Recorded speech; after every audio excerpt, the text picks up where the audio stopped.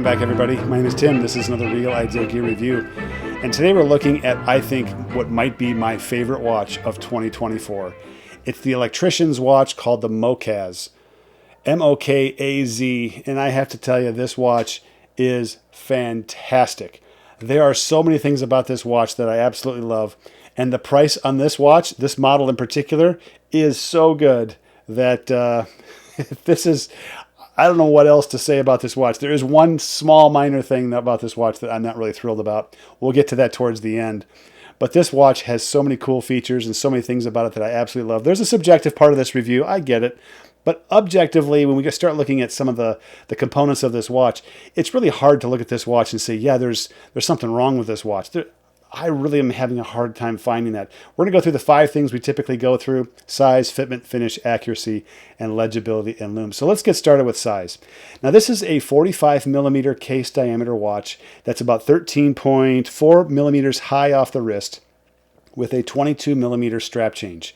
So the proportions of this watch really are kind of in that it's kind of chunky for some people. It may not be for others. I think it's okay. I think that this is kind of in the middle of that. Maybe kind of chunky, may not be. I think this is great. And I intentionally went after the 45 millimeter case diameter. They do make one that's a 42 millimeter case diameter, but there's something about that case I'm going to share a little bit later as well that you're going to be missing out if you go with the 42 millimeter case diameter.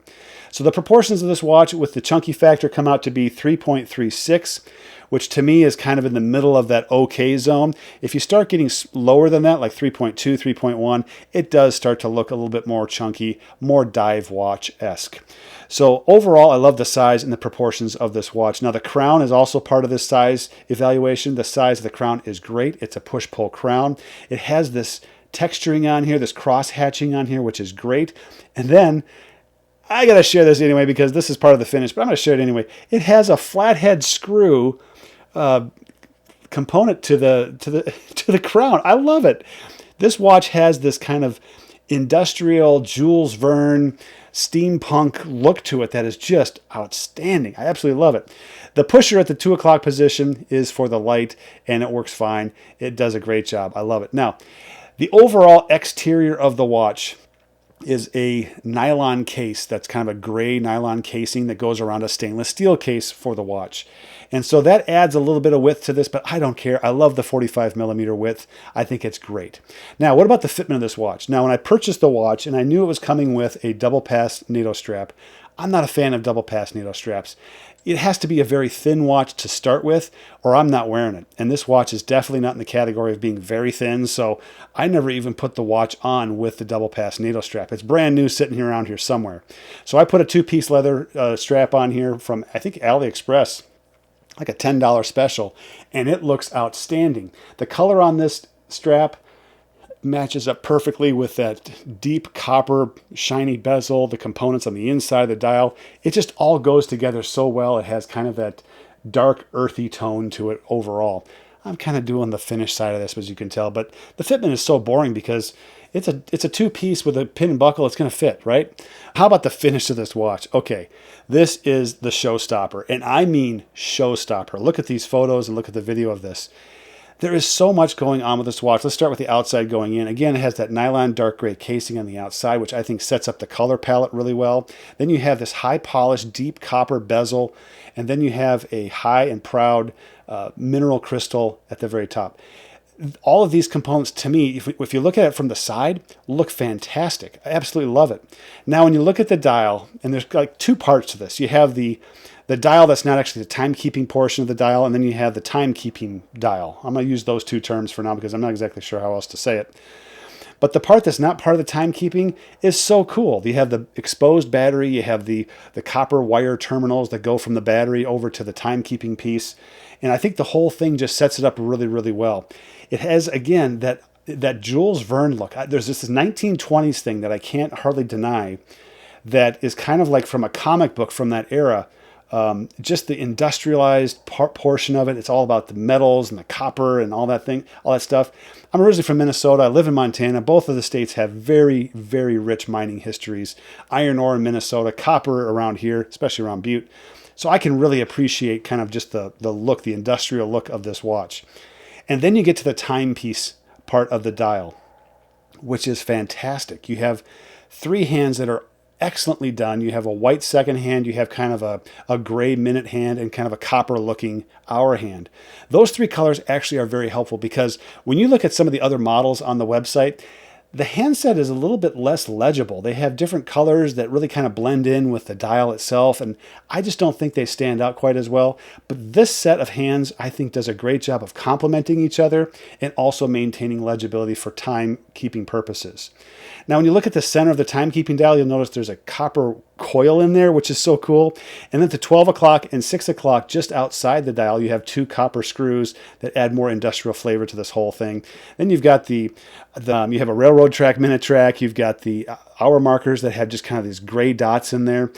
And overall, just the whole color scheme, the palette, the design, there's this artistic side, there's this industrial side. And then there's the functional, like, does it actually can you read the time on this watch? And I say yes to all of those. It's just a fantastic combination for all of those different things together. Okay, so what's wrong with this watch? Well, here's the one thing that I found wrong with the watch. And actually, it's not that big of a thing because the timekeeping dial has been shrunken down because of everything else that goes on inside the watch. So it's kind of hard to notice this, but the second hand is not hitting its marks on the minute track.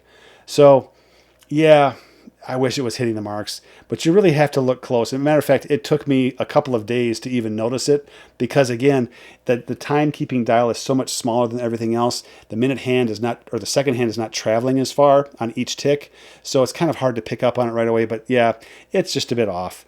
Not a huge deal in my book. Matter of fact, I have a number of quartz watches that have a small seconds hand at the 6 o'clock position where it's even a smaller distance that second hand travels as a quartz movement. And you can hardly tell at all that it's a quartz movement. So the smaller the dial, the less it looks like a quartz movement, and the less you're going to notice that the second hand is actually off. On this particular model, the one that I received, I can't say for anything else. This is just a one-off probably for what I have. Now, the legibility and lume of this watch complements all of the finishing that went on ahead of time because the legibility of this watch is really, really good. Is it excellent? No. There are watches out there that have a greater legibility, contrast, higher contrast than this watch. This one is really good. I can read the time no problem without my reading glasses, no issues, even in this lighting condition in this room where I have high contrast, bright lights, dark lights, all that. It works great as far as legibility goes. Now, the cool part is when the lights go off and you hit that light button right here and you can see that dial light up.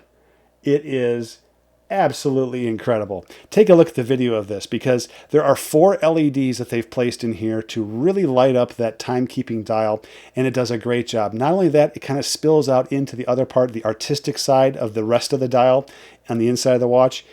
It is fantastic. This was the first thing that I noticed when I looked at this watch, and I noticed that the light that they had on here, I looked at the images on their webpage, and I'm like, this is it. This is actually the one. I went after this watch because primarily of the legibility of the handset and then also the lighting pattern that was on this dial. And really, it's just, again, legibility and the illumination of the light, fantastic. And you can get the light on anytime you want. All right, you press this and it lights up. You don't have to take a UV lamp out and light up the phosphorescent, ink that's on there or whatever it is. It just does it. So in a way, you get the best of a quartz watch with lighting, but it's also an analog watch and it has 4 LEDs. It is fantastic. Resistance for this watch is 30 meters of water resistance, so it's good for hand washing, splashing of water, things like that.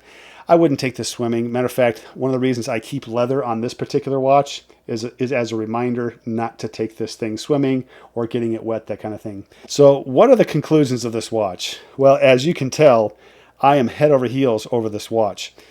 The things that really stick out to me that are high points is the color scheme of this watch. The copper tones, the industrial tones, all of that just really stand out to me as being just something that really, I guess, resonates with the things that I grew up with, whether it's in Minnesota or here in Montana the last 15 years. It's just something that really, I don't know, it's just so appealing. Also, the steampunk look, you can't go wrong with that, or the Jules Verne, however you want to characterize it, 1920s. It just looks so cool. The legibility of this watch is great. The handset is great. You have good proportions as far as the diameter of the dial and the height off the wrist. And just the overall aesthetic is great, and the design. You just can't get enough of this design. And they have other watches that are out there. Now, I want to caution you on something, because this is the 45 millimeter dial version. They have, or 45 millimeter case diameter version. They have a 42 millimeter case diameter version, and what you miss out on is this little window that you have to see that coil, copper coil on the inside of the timekeeping dial. That actually becomes more obscured, or it almost disappears in the 42 millimeter diameter dial, or diameter case. I think it's worth going after the 45. The 45 is big. If you have a smaller wrist, this might be one of those watches where you just wear it big, because you want to see all those different pieces that they've put together in this watch. You want to see all of those pieces. So I highly recommend the 45 millimeter case diameter for this watch. Now, what's the ding in this watch? Every watch has some kind of imperfection to it, and it's the second hand. And honestly, it's not that big a deal. I usually notice it right away on the bigger quartz movements, with the bigger, the second hand is sweeping all the way around the inside of the dial. This one I didn't notice right away, because again, the dial is constricted down, so I'm not going to ding it that much. And frankly, I love this watch so much. The subjective score is going to be pushing this a little bit higher than usual. So what's the score for this watch? It is a 9.99999 out of 10. It is almost perfect. I can't say it's perfect, because the second hand does drive me nuts when I look at it sometimes. But the rest of the time, it's like, I don't care. The rest of this watch is fantastic. So it's a 9.9999999 out of 10. So I hope you enjoyed it. Put your comments down below. Have you ever heard of the company, the ElectricianZ? Have you seen this watch before on YouTube? I think it's been around here in the United States. It's certainly around the world. I've looked at all the stores that they have. Far more stores elsewhere than in the United States. So I think it's a fairly popular watch in a lot of other places around the world. So I'd love to hear what you have to say in the comments down below.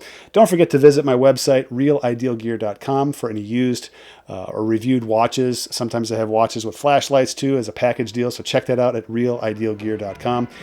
There you go. My name is Tim. It's been another Real Ideal Gear review. We'll catch you guys next time.